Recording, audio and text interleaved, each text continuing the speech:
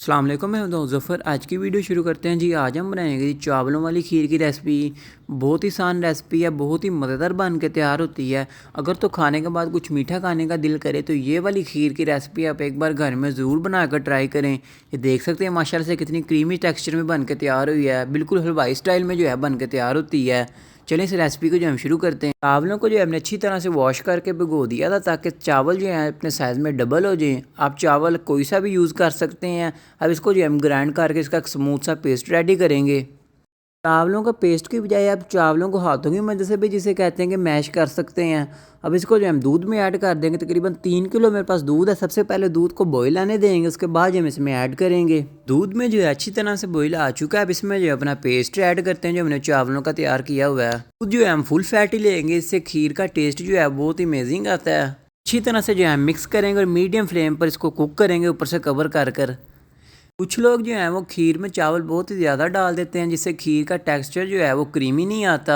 चावलों की मकदार जो है हम कम ही रखेंगे। इसमें जो है अच्छी तरह से बॉईल आ रहा है। इस स्टेज पर आकर फ्लेम जो है हम इसकी मीडियम कर देंगे और ऊपर से इसको कवर कर देंगे ताकि दूध जो है हमारा अच्छी तरह से थिक हो जाए। जितनी हमारी खीर मीडियम फ्लेम पर कुक होएगी उतना ही जिसे कहते हैं कि इसमें क्रीमी टेक्सचर आएगा।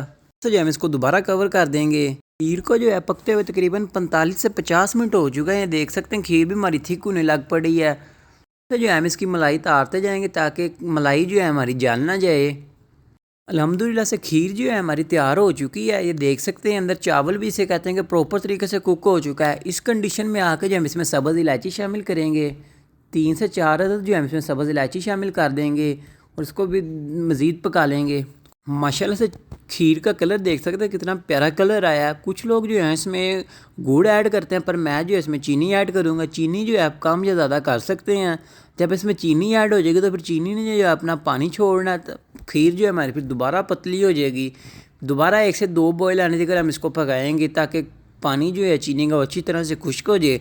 उसके बाद जो हम इसको डिश आउट करेंगे। तो खीर जो हमारी प्रॉपर तरीके से कुक हो चुकी है। अब इसको जो है हम फ्रिज में ठंडा करेंगे किसी प्लेट वगैरह में डाल के।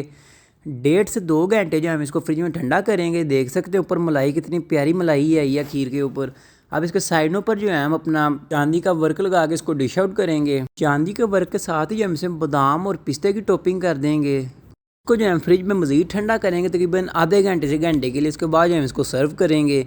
अगर तो आपको इसकी वीडियो पसंद है तो इसको लाइक करें, शेयर करें, सब्सक्राइब कर दें। मिलते हैं अगली वीडियो में। अल्लाह हाफ़िज़।